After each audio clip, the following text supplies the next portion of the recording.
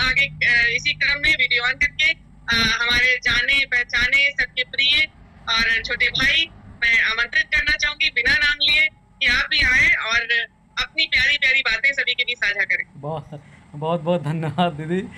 इतनी तारीफ ना करी नहीं बोल नहीं पाएंगे आज। आज हम करेंगे अच्छी बात। आज करेंगे अच्छी बात। तो सबसे पहले मैं अभी इस पोर्टल को सुनते सुनते मेरे मन में एक ख्याल आया। मुझे लगा कि जो है जब लोग जैसे एमराल्ड हो जाएं या जो है सफ़ायर हो जाएं या डायमंड हो जाएं, अगर ऐसे लोगों को अपने समाज में अगर बड़ा लीडर बनाया जाए, जैसे सांसद बनाया जाए, मुख्यमंत्री बनाया जाए, सोचिए कि देश की कितनी अच्छी सेवा वो करेंगे। क्योंकि वो डायमंड होते होते उनके अंदर वो भाव आ जाएगा कि जो देने का भाव उनके अंदर रहेगा, और जिस व्यक्ति के अंदर देने का भाव रहेगा वो आगे बढ़ेगा।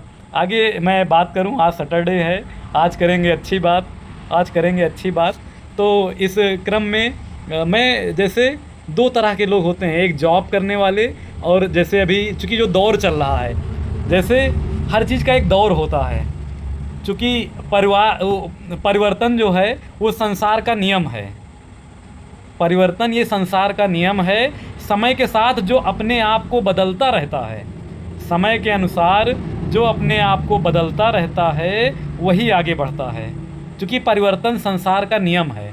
तो जैसे दौर है, क्योंकि नोकिया से लोग सैमसंग में शिफ्ट हुए, कोडक फिल्म से लोग कैनन प्रिंटर में शिफ्ट हुए, याहू से लोग गूगल में शिफ्ट हुए। ये तो मैं पुरानी बातें बता रहा हूँ। अभी व्यवसाय की बात करें तो एक दौर था, 1950 में प्लास्टिक का एक दौर था, 1960 में ऑयल कंपनी का एक दौर था, 1970 में ऑटोमोबाइल यानी कार बाइक इन सब चीज़ का एक दौर था। अगर 1970 में किसी के यहाँ बाइक और कार आती थी, लोग भीड़ लगा के देखने जाते थे कि उनके यहाँ फलाने के यहाँ बाइक आई है।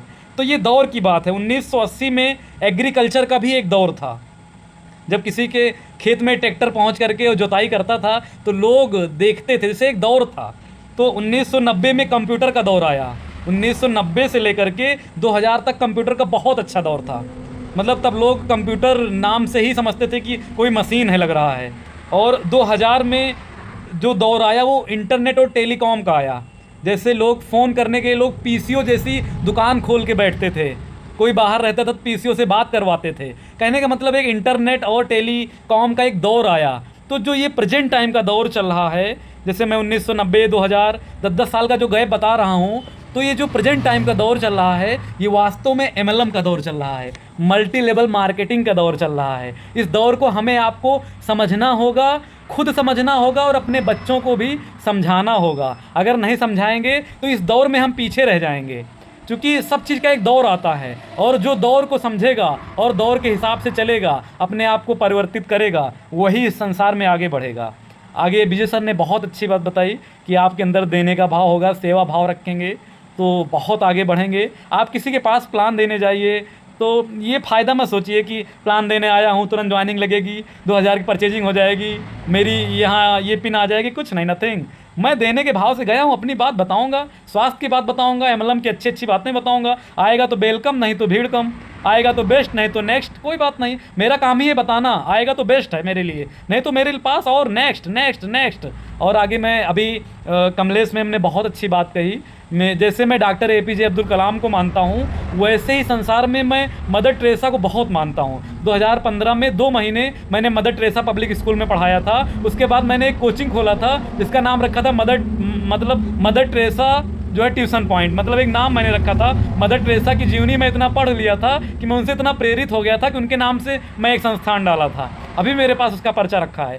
तो मदर टेरेसा की बात अभी कमलेश मैम ने कहा, बहुत बढ़िया।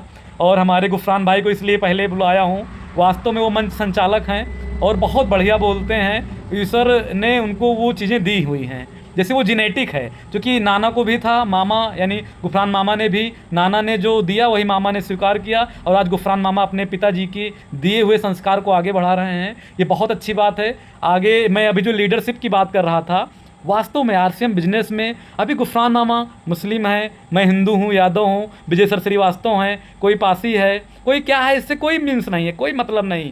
आए वो जिस गिलास में पानी पी रहा हूँ उसमें वो भी पीते हैं, जो मैं खाता हूँ वही वो भी खाते हैं, एकदम मतलब कि मिलजुल करके। तो ये जो सेवा का भाव और जो टीसी सर ने सारी, अभी देखिए सोशल मीडिया आप खोलिए, उस पर सब आपस में सब भाई भाई लड़े जा रहे हैं। मैं फलाना पंडित हूँ तो मैं फलाना यादव हूँ, मैं फलाना मुस्लिम हूँ। क्या है यार, नथिंग। पढ़े लिखे गंवारों की भीड़ चल रही है। तो कहने का मीन्स ये जो पोर्टल है और हमारा जो आरसीएम बिजनेस है, इसमें ही ये शक्ति है कि हमें आपको बना सकती है। हमारे आपके बच्चों को अच्छा संस्कार यही मिल सकता है, और कोई प्लेटफॉर्म इस दुनिया में ना अभी बना है ना कोई अभी बना पाएगा इतनी जल्दी। आगे मैं बात करूं जॉब और एमएलएम की, तो नौकरी और एमएलएम में सबसे बड़ा जो अंतर है वो यही अंतर है। नौकरी में सारे लोग अकेले अकेले फल तोड़ते हैं। ध्यान देना, कोई नौकरी करता है तो वो अकेले अकेले फल तोड़ता है, इसीलिए कभी भी उन लोगों की टोकरी भरती नहीं है। जो लोग अकेले अकेले फल तोड़ते रहो, तुम्हारी टोकरी कभी भरेगी ही नहीं। लेकिन एमएलएम में सारे लोग एक दूसरे को फल तोड़ने में सहयोग करते हैं, इसीलिए इन लोगों की टोकरी फुल हो जाती है, क्योंकि सब लोग एक दूसरे का सहयोग कर रहे हैं। गुफरान मामा अपनी बिल एक ओपन कर लिए, मैं भी सहयोग कर रहा हूँ, भैया जोड़ो, भैया मैं भी आपकी टोकरी भरने में मदद कर रहा हूँ। तो ये जो इसमें मदद भाव की भावना है वो बहुत ही अद्भुत है, सबकी टोकरी भरेगी।